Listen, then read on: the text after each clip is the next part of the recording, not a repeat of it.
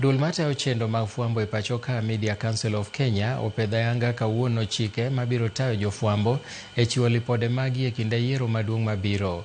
Koloso e kinde nyasi no e romo bagi e kaunti ma Nakuru, jatend migawo mar weche fwambo gi tudruok William Kabogo owacho ni chikego koro chiwo thuolo ne ute mag fwambo timo ikruok makare motelo ne yiero ma tarik 10 dwe mar 8 higa manyien.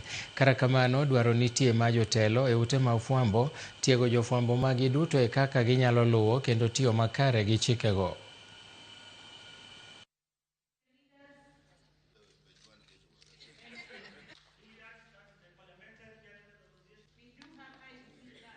Every election leaves behind lessons.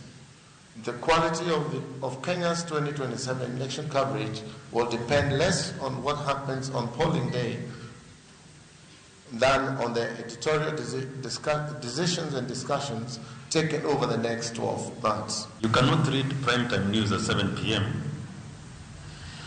and ask for votes at 8 p.m. You're in a conflict of interest, isn't it? And today, after this event today, we will be putting up for public participation a formal notification on the guidelines for journalists to exit the newsroom and participate.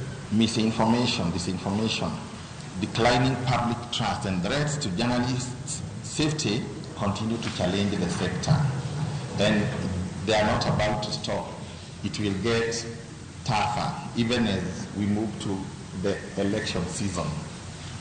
And with what is emerging now that over 60% of journalists who will cover this election have never covered another one before.